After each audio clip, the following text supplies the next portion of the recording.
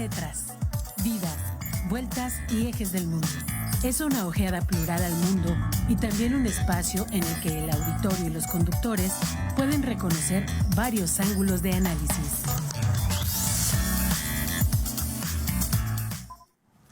Muy buenos días, auditorio de Radio Universidad, los que nos siguen en el 89.5 de FM, también a los que nos siguen en el canal digital 24.1 de la Universidad Autónoma de Querétaro.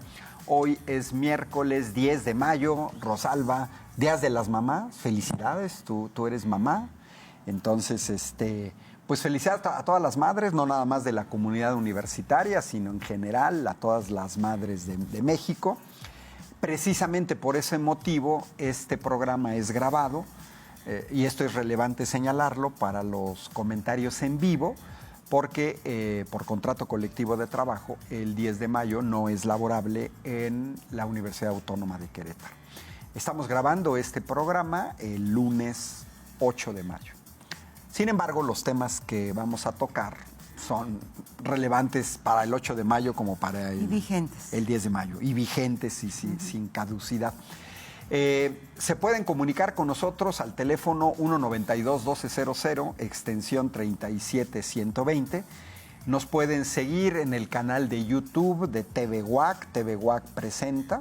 Para mí se me hace lo más cómodo para verlo de manera diferida. Este programa se vuelve a transmitir en televisión los sábados a las 5 de la tarde. Tenemos nuestro espacio en Facebook, Tetras Radio UAC. Somos un equipo de 4 profesores universitarios que a partir de la pandemia nos dividimos de 2 en 2. Nos hemos quedado en 2 equipos. Saludos cordiales a nuestros compañeros Gonzalo Guajardo y Sergio Becerril, los que estarán aquí conduciendo Tetras el próximo miércoles 17 de mayo. Y bueno, pues saludos, Rosalba, más allá de felicitarte por el Día de las Madres.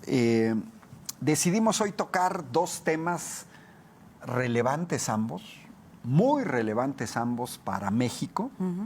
El primero es el tema de la nueva ley minera, de la cual podemos discutir hasta la manera en la que fue aprobada, y para mí, la irresponsabilidad de la oposición. Y por otro lado, queremos tocar en la segunda mitad, pues, a ver, la injerencia norteamericana, no nada más en México, en América Latina, claro, en todo el mundo, y no de ahorita, sino a partir de que comenzaron a comportarse como imperio, ¿no? Que es cuando sale la famosísima doctrina Monroe, que pues gran parte de la clase política norteamericana se manejan con esa doctrina, América, y piensan en todo el continente americano, para los americanos, donde ya se nos encogió y se queda Estados Unidos. Pero bueno, ese es el tema de la segunda mitad. Rosalba, cuéntanos tu perspectiva de esta nueva ley minera. Mira, Ángel, era muy necesaria ya revisar la ley minera porque tenía pues más de 50 años que no se revisaba, que no se modificaban aspectos muy importantes. Por ejemplo, el hecho de que alguna empresa, algún particular tuviera por 100 años una concesión. Eso es bastante tiempo. Y sobre todo en la práctica que se ha tenido para México, sobre todo actual, de la minería abierta, pues ha sido verdaderamente en México un desastre. De distintos tipos. El peor es la afectación a los modos de vida y a la propiedad colectiva. Esa era una afectación que la industria minera ha estado causando históricamente en nuestro país. Otro es el deterioro ambiental, que también no está plenamente regulado, que faltan muchos candados, y la nueva ley minera, algunos analistas y expertos en esta temática, pues lo han visto como una ley que queda incluso trunca, pero que dicen, y lo dicen claramente, a pesar de eso, pues es un avance para estos momentos en términos históricos y con respecto a los derechos de las comunidades. Hay varios puntos que yo quisiera retomar de ahí, Ángel. Uno es, por ejemplo, el tema de la exploración quedó solamente y exclusivamente para ejercicios del Estado Nacional, para México en específico. Por otro lado, el punto que elimina el carácter preferente para la ley, para la explotación minera. ¿En qué consistía esto? Que en la ley anterior era más importante la mina por sobre la comunidad y por sobre el medio ambiente y por sobre la explotación y uso y manejo del agua. Ahora no, ahora se elimina ese carácter preferente para las minerías y vienen otros puntos, porque aparte de la ley minera, 4 leyes más se movieron por ahí, ¿no? Pero bueno, otro tercer punto de esta ley minera es que elimina la minería submarina. Es decir, no está permitida en México de hoy en adelante la minería en el mar. Otro punto importante, elimina el carácter de la no protección a las áreas protegidas. Es decir, en esta nueva ley, las áreas verdes protegidas a nivel nacional deben ser, que deberían desde antes ser respetadas, pero ya queda establecido en la ley, estas áreas protegidas no se deben de tocar por aspectos de explotación minera. Por otro lado, también se elimina el carácter de terreno libre, porque en la antigua ley este carácter de terreno libre era de que llegaban los de la iniciativa privada, extranjeros en especial, decían, no, pues esta zona ya comprobamos, demostramos que tiene oro, plata, cobre, cobalto, etc. Entonces, como es un área libre y como no es ni comunal ni es ejidal, terreno para nosotros, de inmediato. Entonces, se quita ese carácter de terreno libre. Por otro lado, el derecho, y muy importante este punto, el derecho humano al agua.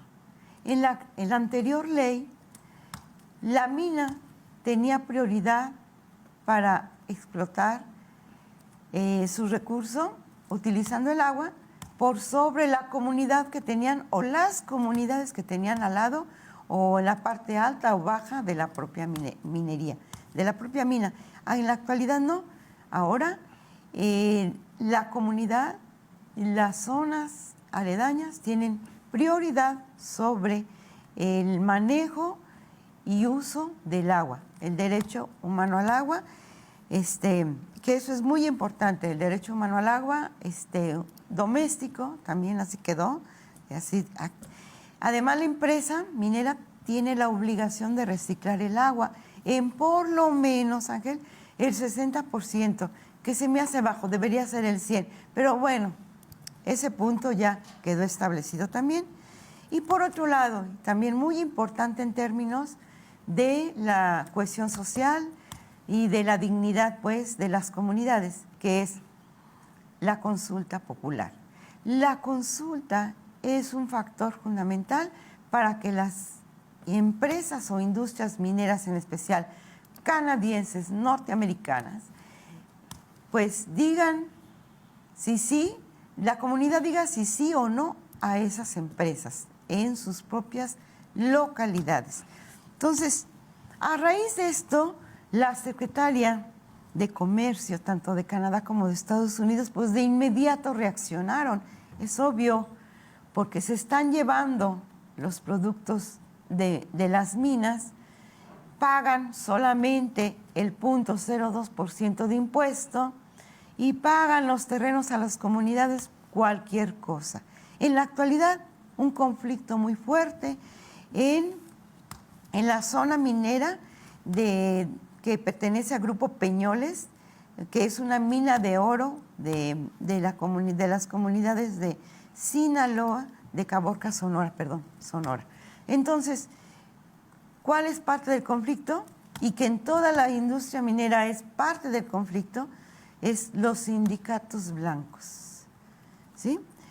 Los sindicatos blancos, en el caso de Peñoles, el conflicto que hay ahorita en Caborca es porque el patrón quiere seguir y continuar con su sindicato blanco y los obreros dicen no, queremos estar ya en un sindicato con dignidad y prefieren pues el Sindicato Nacional de Mineros, coordinado por Juan Linares, que pues lo ven como una opción. Sin embargo, un paro patronal, dicen los obreros claramente, más de 1,000 obreros de esta empresa minera de Caborca, dicen el paro no es nuestro, el paro lo propició el propio patrón, ¿okay?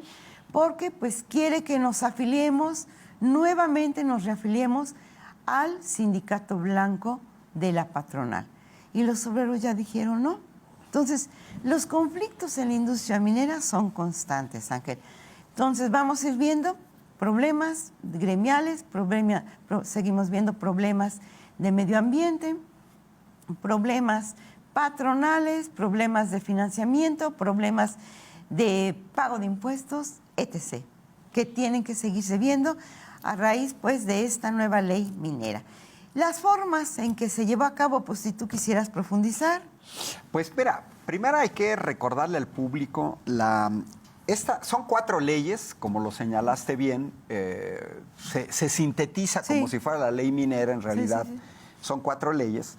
Fue aprobada el 21 de abril en la Cámara de Diputados y el 29 de abril ratificada por el Senado. Por el Senado, sí. ¿Qué se trataba de corregir? Esta ley minera de aguas nacionales no se había modificado desde junio de 1992. Y esto es muy relevante porque la reforma a la ley minera, totalmente en sentido neoliberal, se da con un presidente producto del fraude electoral de 1988, el priista Carlos Salinas de Gortari, que se convirtió en el sexenio quizás más entreguista de todo el periodo neoliberal, un presidente sin legitimidad, en el cual el PAN fue cómplice tanto del fraude como de los cambios a la ley minera en 1992. El PRIAN, Rosalba, viene de muy lejos. Estamos hablando de hace 31 años esta complicidad del PAN para que el PRI hiciera fraude electoral. Y solo para dar un dato de lo que teníamos, en 1982, a la llegada de los neoliberales al poder en México con Miguel de la Madrid, que en realidad quien controlaba la economía era Carlos Salinas de Gortari como secretario de Programación y Presupuesto, el país tenía 1,155 empresas paraestatales, muchas de ellas con números verdes, o sea, con ganancias, por ejemplo, Telmex. Y para finales de 1999, cuando se va a Salinas de Gortari, solo quedaban 203. Es decir, prácticamente en 2 sexenios, Miguel de la Madrid y Salinas de Gortari se malbarataron, se entregaron a privados casi 1,000 empresas paraestatales. Solo en el sexenio de Salinas se vendieron 390 empresas, entre ellas las mineras Cananea, a Germán Larrea, Mexcobre. También entregaron concesiones mineras al Grupo Peñoles, que tú acabas de señalar, al Grupo Val de Alberto Balleres. Se entregó, recordarás, Altos Hornos de México, la siderúrgica Lázaro Cárdenas. Es decir, hicieron un vendedero de cosas que no eran de ellos. Bueno, ahora voy a una síntesis. Ahorita no me detengo en lo del ITER, si nos da tiempo, porque me parece más relevante esto. Mira, en la jornada del 12 de abril se hizo una entrevista a la doctora Violeta Núñez, investigadora de la Autónoma Metropolitana, economista, que se ha especializado en el sector minero. Y también a otro especialista, que la verdad no recuerdo el nombre, pero porque la mayor parte de la entrevista es a la doctora Violeta, y creo que logra sintetizar muy bien el contexto de esta ley. Es decir, ¿qué dejó esta ley de 1992? Dejó concesiones en el 60% del territorio nacional, que creo que es el único país en el mundo en el que más de la mitad de su territorio se concesionó a las mineras. Exacto. Estamos hablando de 120 millones de hectáreas. Las concesiones a 100 años son porque se dejaron concesiones a 50 años con posibilidad de otros 50. En esta ley sí se avanzó, porque se redujo la concesión a 30 años con posibilidad de otros 25. Es decir, se redujo prácticamente a la mitad. Se habla de otros 25, con lo que se podría llegar a 80, pero con una diferencia tremendísima, ¿eh? Y con licitación, ¿no? Esos otros 25 serían con licitación, pero además en las nuevas condiciones, no en las condiciones anteriores. Como señalabas, la anterior ley no había consultas ni a los pueblos, ni a las comunidades indígenas, que son los dueños de las tierras. Claro. En el periodo neoliberal se extrajo del país el doble de plata y 7 veces más oro que lo que se llevaron los españoles en 300 años de la colonia. Fíjense, ¿eh? O sea, al ritmo de extracción de oro de los españoles, estaríamos hablando de 7 veces más lo que sacaron en 300 años. Quiere decir que en este periodo neoliberal se ha extraído del país lo que los españoles habrían podido extraer en más de 2000 años en el caso del oro, y lo que los españoles podrían haber sacado en 600 años. Otra cosa relevante que señala la doctora Violeta Núñez: prácticamente la producción minera, Rosalba, salía del país. O sea, en realidad la producción no ha sido para usar en el territorio nacional, sino para los centros de poder económico mundial, principalmente Estados Unidos y China. Otra, se privatizaron las ganancias, ¿no? Se propiciaron despojos de tierra, territorio, agua, minerales, crecieron las expropiaciones, se generaron desplazamientos forzados, hubo amenazas, asesinatos, contaminación, decenas de mineros sepultados en accidentes, como en pasta de conchos, aquella famosa frase de Fox, ¿y yo por qué? Y desastres ambientales.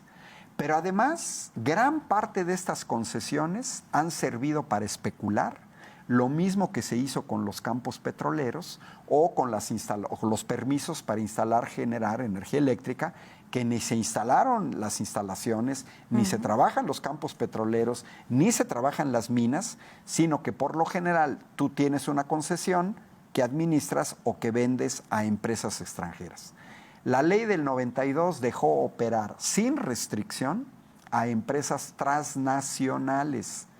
Oye, pareciera ser que ya somos una colonia de Canadá, porque de 238 mineras que operan en el país, más de la mitad son canadienses. 151 son canadienses. Un cuarto del país está en poder de mineras extranjeras. Y el sector de la minería, como tú señalabas, y lo denunció Raquel Buenrostro, secretaria de Economía, que prácticamente no pagan impuestos en proporción a sus ingresos totales. ¿Quiénes han salido ganando? Los extranjeros. ¿Han dejado derrama económica en México? No.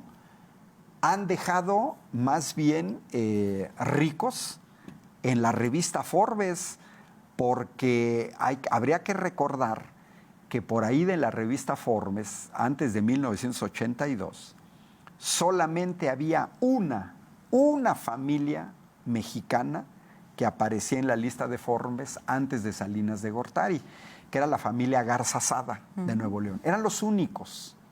Pero ya para finales del sexenio de Salinas de Gortari, que se fue en 1994, ya eran 23 multimillonarios que habían acaparado 42,000 millones de dólares. O sea, ese sexenio que entregó minería, aguas, sistema financiero, no le pudieron hincar el diente a Pemex ni a Comisión Federal de Electricidad, lo intentaron, pero en realidad todo esto que acabamos de señalar, que sintetiza muy bien la doctora Violeta Núñez, nos permite entender por qué la necesidad de una nueva ley. Efectivamente, el gobierno de la 4T, con una orientación nacionalista, con una orientación más colectiva, más al beneficio común, con una idea más de soberanía, más de nación, pues tenía que reformar no nada más esta ley, sino otras leyes, porque efectivamente causaron una serie de desastres. La ley era pedida por organizaciones ecologistas, organizaciones de la sociedad civil, pueblos indígenas despojados, líderes defensores del territorio amenazados, asesinados, exiliados, las guardias blancas de las mineras privadas, incluso extranjeras. Te acordarás, con esto cierro, que el presidente en varias mañaneras ha marcado como si fuera un paradigma la desaparición de un cerro en San Luis Potosí. San Pedro, cerro de San Pedro. Que es el que aparece en el escudo de San Luis Potosí y se lo chutara una minería canadiense, porque lógicamente le sale más barato la minería a cielo abierto que tener que perforar, explorar, es mucho más costoso.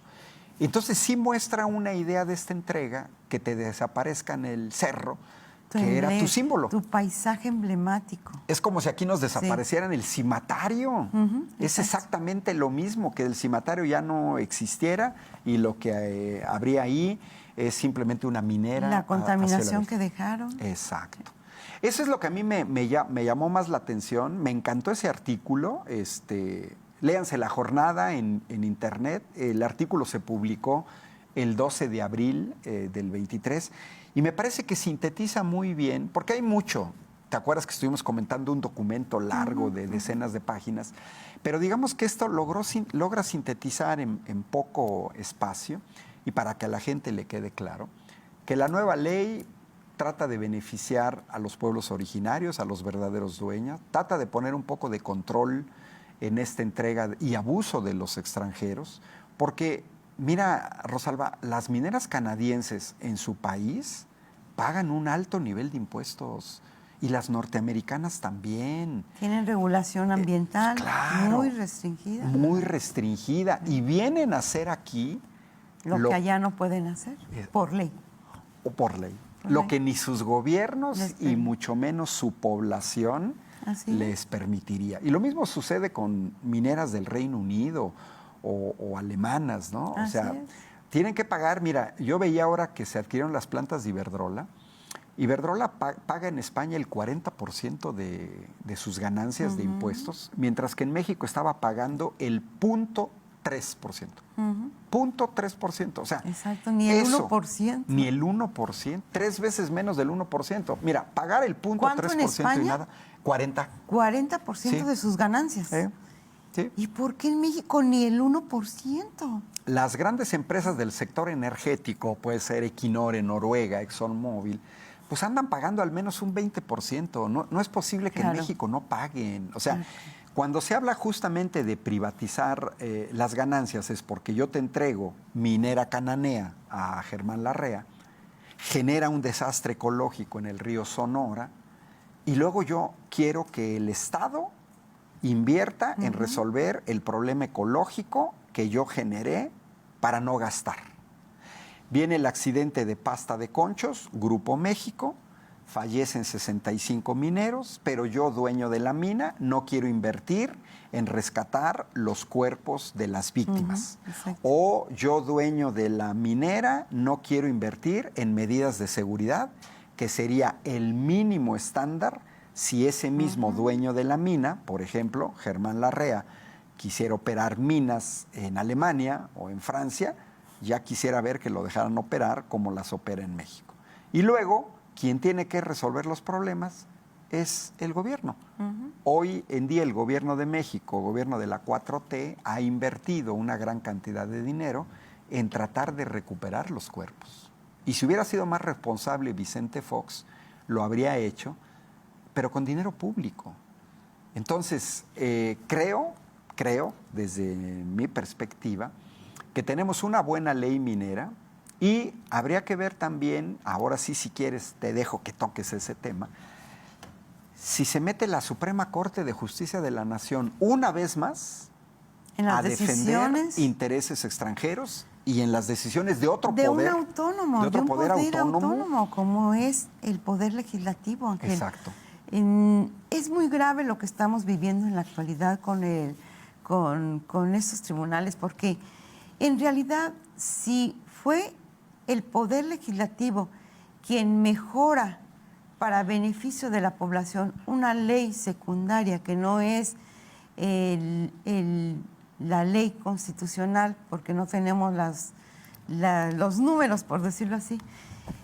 Pero ya los tendremos, ¿no, Ángel? Tendremos que mejorar todo esto porque no es posible que la Suprema Corte pretenda echar para atrás esta nueva ley minera, que está, pues hoy lo decidían, ¿no?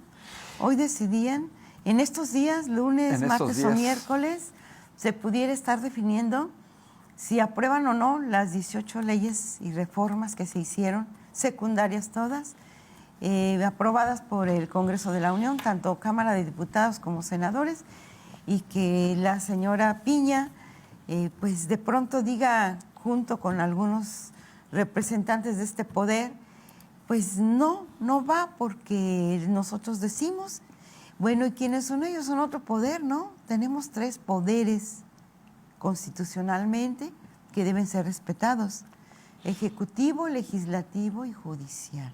Claro. Entonces, pues si el Poder Judicial no nos representa, tendremos que modificarlo.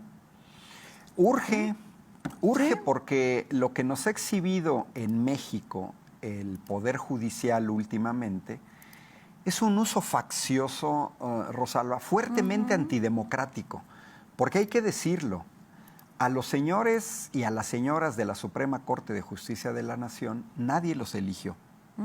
A diferencia de los otros 2 poderes, tanto el Ejecutivo como el Legislativo, diputados y senadores fueron elegidos por la gente. Nosotros los elegimos. Entonces tenemos a un poder que no tiene representatividad, que quiere meterse en cosas que no le corresponden, como es la emisión de leyes, porque en ese sentido le corresponde a los que fueron elegidos justamente para eso. Claro. Por otro lado, tampoco hay legitimidad. Mira, ahora sí nos quedan 3 minutos. Rápidamente, el íter de aprobación. A ver, se cambió a una sede alterna. Pues sí, porque el PRIAN tenía tomada la tribuna del Senado. Se convocó a una sede alterna que queda a pie, Rosalba, a pie, a 30 minutos de la sede del Senado, que está en Paseo de la Reforma, a la antigua sede del Senado. 30 minutos, a pie. 10 minutos en bicicleta, 12 minutos en coche. Que no me vengan a decir los senadores que no se podían trasladar a la sede alterna. Ahora, vergonzoso que el PRIAN haya aprobado la reforma educativa y la reforma energética en sedes alternas, porque la gente estaba protestando afuera del Senado y de la Cámara de Diputados, y se fueron al Centro Banamex, a instalaciones de un banco extranjero. O sea, no tienen cara para decir, hay una sede alterna. Vi una entrevista a la senadora Xóchitl Gálvez, plurinominal del PAN, de que se les avisó demasiado tarde, pero ella sí llegó. Y la sesión, dice, se nos avisó a las 9 y la sesión era a las 10. Comenzó a las 10:15 y se prolongó por 5 horas. O sea, esa sesión fue terminando por ahí de las 3 de la mañana, 4 de la mañana. ¿Tuvieron tiempo? Sí, tuvieron tiempo. Claro. Solo que le apostaban a que no hubiera quórum. Pero sí hubo quórum. Entonces aquí hay una alta tasa de irresponsabilidad de la oposición, que no tienen cara para correr ante la Suprema Corte cuando ellos deberían haber estado presentes. Es que su intención era esa, Ángel.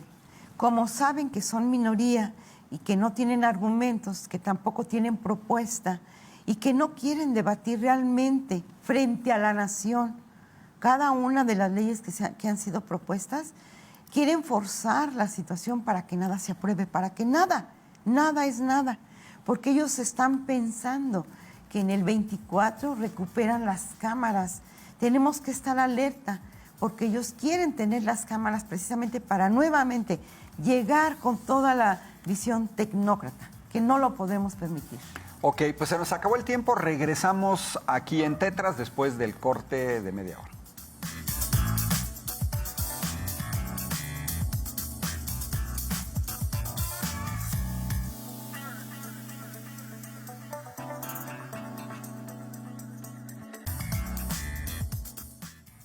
Bueno, regresamos aquí en Tetras este 10 de mayo, Día de las Madres. Las volvemos a felicitar. Te vuelvo a felicitar, Rosalba, como mamá.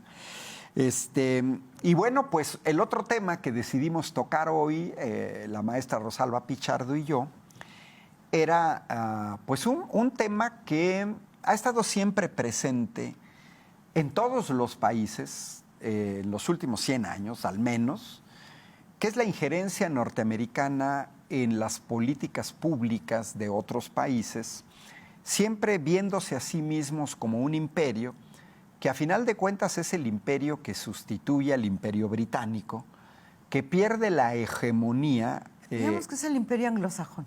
Sí, en la Segunda Guerra Mundial. Pero bueno, aún así, los gringos pasan por encima del Reino Unido. O sea, los desplazaron a partir de la Segunda Guerra Mundial, aprovechando la sangría de recursos y de vidas humanas de la Segunda Guerra Mundial, pues donde los británicos se tienen que defender. Nunca les pudieron tomar su isla, ¿no? Hasta donde yo sé, los únicos que han podido invadir lo que es hoy el Reino Unido han sido los vikingos, por ahí del año 1000, en la época medieval.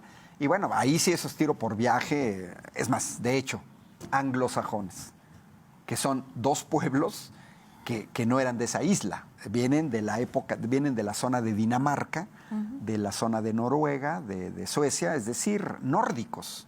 Ellos son el origen de los anglosajones. Pero bueno, regresando a esto, el presidente de México, con una actitud muy digna, sin grito y sombrerazo, ha puesto sobre la mesa, de manera pública, en las mañaneras, este financiamiento de agencias de pésima fama, como el USAID, o otros entes, fundaciones de derecha, por lo general, o ligadas a los partidos republicanos o demócrata, para intervenir en la vida interna, no nada más de México, de Argentina, de Brasil, de Ecuador, de Francia, de Ucrania, de Rusia, de China, de Taiwán. O sea, los norteamericanos quieren incidir en la vida interna de todos los países y sueltan dinero a organizaciones mal llamadas de la sociedad civil.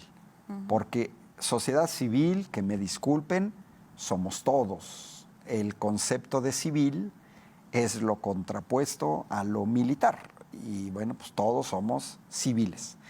Por otro lado, hay una bola de organizaciones en México que antes se llamaban ONGs, que son organizaciones no gubernamentales, pero que vivían del dinero público. Y ahí viene otra contradicción. Si eres una organización no gubernamental, ¿cómo es posible que vivas del dinero público? Y gran parte de esas organizaciones que se han puesto en contra del gobierno de la 4T es porque se les acabó este financiamiento que nunca deberían de haber tenido realmente. Y tercera contradicción, no se puede llamar organizaciones mexicanas, pues cuando están financiadas por extranjeros, y los extranjeros, el que paga, manda. Los extranjeros no van a regalar su dinero, lo hacen para financiar que muchas organizaciones, no nada más las mexicanas, operen al interior de sus países. Sí, los neoliberales están en el poder, como fue en México hasta el 2018, que operen quedándose callados, siendo cómplices, levantando la voz poquito y maiciados con dinero público. Ah, pero si te llega Lula da Silva o Rafael Correa en Ecuador o Néstor Kirchner en Argentina o Andrés Manuel López Obrador en México, no, entonces estas organizaciones se pasan de ser mini gatitos a unos leonzotes y pasan de estar dormidos a abrir los ojos y se convierten en los supercríticos, hipercríticos, etcétera, pero por debajo del agua, financiados por organizaciones extranjeras. Ese es el tema, Rosalba, muy delicado, no es nuevo. Aquí la cuestión y la pregunta sería, ¿financiados sí? ¿Para qué? ¿Para qué los financian al interior de cada uno de esos países? Mira, hay el reporte de una investigación del Centro Nacional de Respuestas de Emergencia a Virus Informática, en donde queda claro, fue publicado por el AFP, queda claro que la CIA ha venido investigando, espiando en especial, en más de 50 países alrededor del mundo. El objetivo fundamental, ¿cuál es en términos de fondo? Primero es desestabilizar a los gobiernos elegidos democráticamente en estos países, como fue el caso de Irán, ¿sí?, Túnez, Egipto, América Latina. Bueno,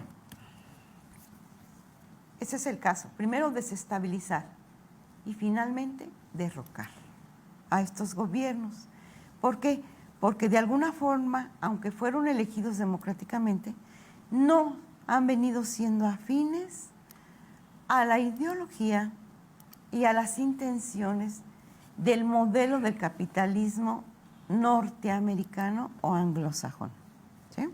Entonces, todo aquel gobierno que pretende ser, como ellos le llaman, populista, democrático, estorba. O un gobierno pro derechos humanos, como lo es el gobierno de México, estorba a los intentos de acumulación de los capitalistas internacionales, como son países como Estados Unidos, Inglaterra, Francia, Alemania, ¿sí? En este caso específico, Estados Unidos de Norteamérica. Entonces, este reporte deja claro también que parte del objetivo también de espionaje son los centros como de investigación de académicos, los centros de generación de energéticos y también los centros gubernamentales en donde se decide, y en especial la milicia. Ese es el caso de México, el 18 de abril, tú has de recordar, Ángel, como en la mañanera el presidente Andrés Manuel López Obrador deja muy claro cuál ha sido el objetivo del intervencionismo o lo que él llama injerencismo de Estados Unidos en México. Lo derrama, lo explica y lo lleva de manera muy tranquila, muy pausada.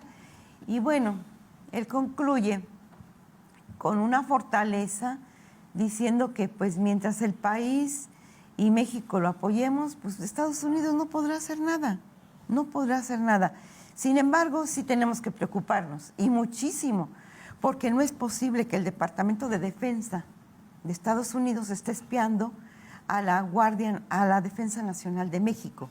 No lo podemos permitir y tenemos que protestar por estas acciones. Por otro lado, el financiamiento, como ya lo mencionabas tú, a organismos como Artículo 19, como a mexicanos en contra de la corrupción, que más bien son mexicanos a favor de la corrupción, que comanda, que dirige Jicotencal González, al que le llaman señor X.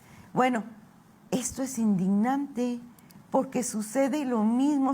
Como estos señores no saben de historia, repiten la historia. Fueron por Santana a la derecha hace tiempo para que viniera a gobernar a México después de las traiciones. Fueron por un monarca para que viniera a gobernar a México, estos de la derecha.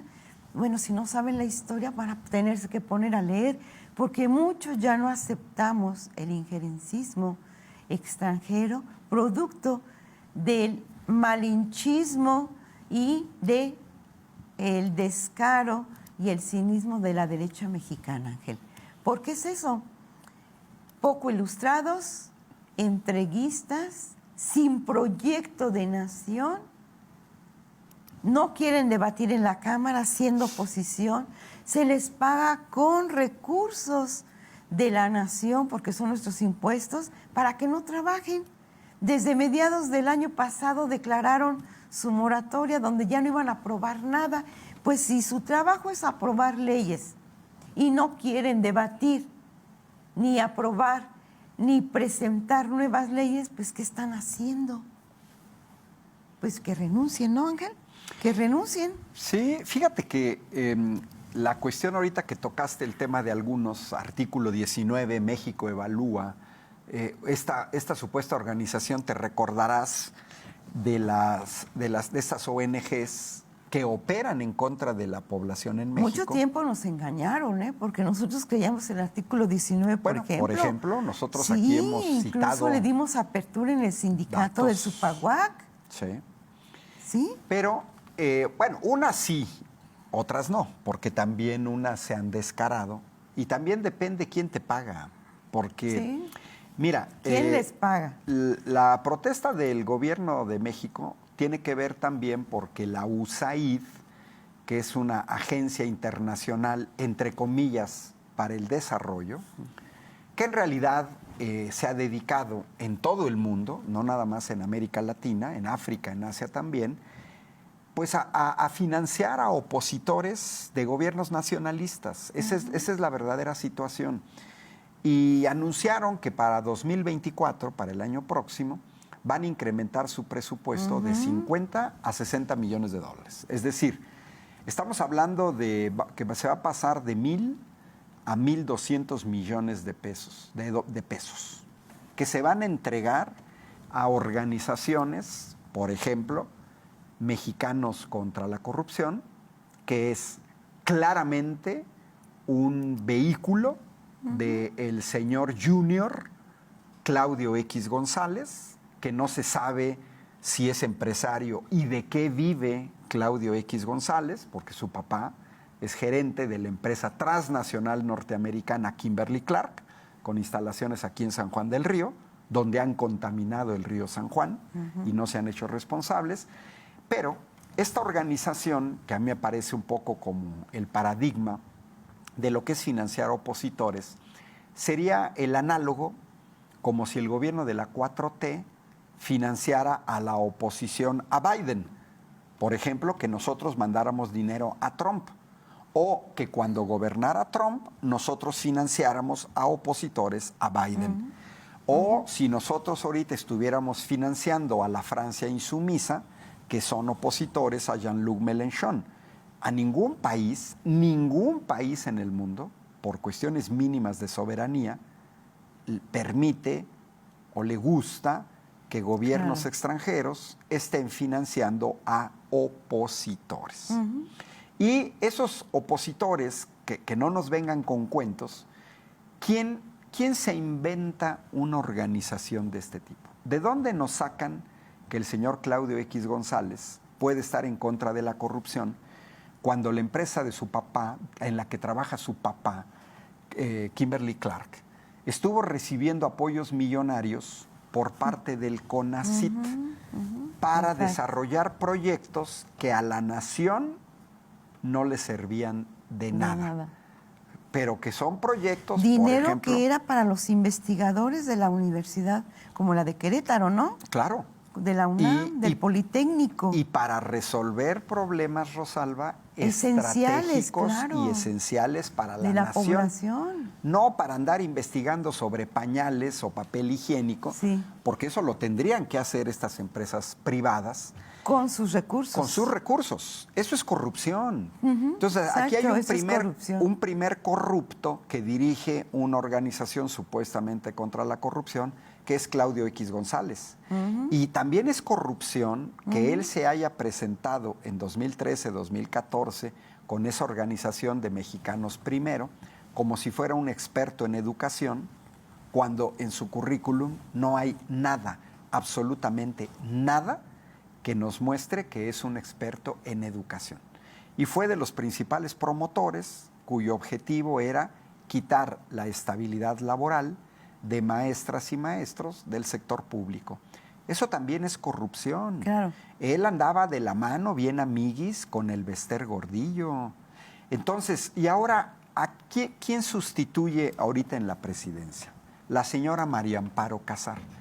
¿De dónde sacan que María Amparo Casar, que tiene un programa en la televisión pública todavía, en el Canal 11, ¿de dónde sacan que esta señora puede ser neutral cuando en realidad ella trabajó como asesora de la Secretaría de Gobernación del panista Santiago Krill durante el narcogobierno de Vicente Fox, que tenía a un narco, Genaro García Luna, como director de la AFI. La señora María Amparo Casar ha trabajado para el PAN, ha trabajado para gobiernos del PAN, entonces que no nos vengan con cuentos que ella es neutral. Y que entonces puede ver la corrupción, porque yo lo primero que diría, los escándalos de corrupción, los más de 220,000 millones de pesos desviados por gobernadores priistas, la corrupción ahorita del orden de 7,000 millones de pesos con el cártel inmobiliario en la delegación Benito Juárez en la Ciudad de México, encabezado por puro panista, o en donde se gastaron 4.4 billones de ingresos petroleros los gobiernos panistas de Vicente Fox y de Felipe Calderón, y en el primero colaboró María Amparo Casar. O que nos diga la señora María Amparo Casar quiénes fueron los beneficiarios del FOBAPROA, porque les pagamos ya 2 billones de pesos, todavía les tenemos que pagar otro billón de pesos, gente que se autoprestó dinero, eso es corrupción. O que nos diga la señora María Amparo Casar por qué no habla de corrupción de la barda que nos costó 12,000 millones de pesos que construyó Felipe Calderón, dizque para una refinería. Es decir, como dice una amiga mía, patrañas, Rosalba, patrañas. O sea, no les interesa luchar contra la corrupción. Corrupción es no pagar los impuestos que te corresponden. Y ya dimos en la primera mitad mineras, el caso de Iberdrola, el caso de los grandes empresarios en México, que evadían impuestos anuales por el orden de 250,000 millones de pesos. Eso es gran corrupción. Entonces, regresando a esta situación, ¿por qué Estados Unidos, a sabiendas de que el señor Claudio X González o que María Amparo Casar son opositores al gobierno, ¿por qué te voy a financiar? O sea, los gringos son tan fáciles de engañar que sí creen que María Amparo Casar, asesora de Santiago Krill, el señor de los casinos, o Claudio X González, están contra la corrupción. O sea, es tan fácil engañar a las organizaciones norteamericanas, porque otra forma son las becas, como la que le dieron a Denise Dresser, que te becan en Estados Unidos para doctorados, muchos de ellos patitos, y luego regresas a México a operar a favor de los intereses norteamericanos en contra de los intereses de tu propio país. Esa es otra forma de maiciar a la gente. Y bueno, estas organizaciones, pues lógicamente, para que tú hagas eso, primero tienes que tener el dinero, y los Estados Unidos lo tienen. Segundo, tienes que sentir como derecho que eres un imperio, que te puedes meter a decidir en la casa de Juanito y de Lupita, porque esa es su mentalidad. Tenemos el derecho de irnos a meter, ¿no? Y tercero, la traición a la patria de estas organizaciones que sirven a intereses extranjeros, como el caso de las resoluciones de ministros de la Suprema Corte de Justicia de la Nación a favor de intereses transnacionales, como el juez Juan Pablo Fierro, como los jueces y magistrados de tribunales administrativos que permanentemente dan amparos a empresas extranjeras del sector minero, del sector energético, del farmacéutico, de donde sea. Ese es el otro problema, que estas organizaciones operan en contra de su patria. Sí, mira, aquí hay que recalcar también, Ángel, que es importante la decisión que tomó el presidente López Obrador el año pasado en términos de que, por ejemplo, los casos de la CIA y la DEA, pues no tenían por qué venir a decidir en territorio mexicano. Fue una decisión muy importante porque los gobiernos como Calderón ya tenían entregado a las decisiones incluso de la Guardia, yo insisto con la Guardia Nacional, del Ejército, pues hacían y deshacían en la Marina y en el Ejército, la DEA y la CIA. Son organismos ampliamente y fuertemente cuestionados últimamente por actos de corrupción, por actos de violación a los derechos humanos. Está documentando, Wikileaks nos documentó a tiempo y el momento y hasta con fotografías y demás imágenes sobre las violaciones a derechos humanos en distintas partes del mundo. Entonces, bueno, tenemos que reconocer que el despojarnos de este injerencismo sistemático e histórico más allá de la doctrina Monroe de los Estados Unidos de Norteamérica, pues nos va a costar también algunos años. Pero en principio se requiere que la población esté plenamente informada de cuál ha sido la historia de Estados Unidos frente a México y de México frente a Estados Unidos. Y bueno, pues entender los actos de colonialismo, las intenciones nuevamente de ese deseo de colonizarnos, de despojarnos. Veríamos en el primer bloque del 60% del territorio minero, y si estos se los tienen extranjeros, pues ¿qué podemos pensar de un país como México? ¿Tenemos patria? ¿Tenemos nación? Pues si nos quitan el 60% de población en un momento dado, digo, ¿qué va a pasar? Son actos de injerencismo y de apropiación y de despojo que el capitalismo mundial pretende hacer en países como el nuestro. Y pues debemos estar alerta. Y no es xenofobia, aquí es muy claro. No. Se trata de colaboración, se trata de no ser vasallos. Análisis de modos de producción y consumo. Claro, y se puede tener una relación con Estados Unidos, es un gigante, lógicamente, es una relación muy asimétrica que se ha ido profundizando a lo largo del tiempo, pero esto no significa que estés en contra de las empresas extranjeras. Yo creo que bienvenida a las empresas extranjeras que estuvieran pagando al menos la misma cantidad de impuestos que pagan en sus países, o incluso un poco menos, pero además respetando legislaciones que en sus países deberían de respetar. No, el capitalismo debe revisarse. Se nos acabó el tiempo. Feliz Día de las Madres, el 10 de mayo. Los esperamos el próximo miércoles 17 de mayo a las 9 de la mañana en una emisión más de Tetra. Los saluda Ángel Valderas. Los habla Pichardo. Bye.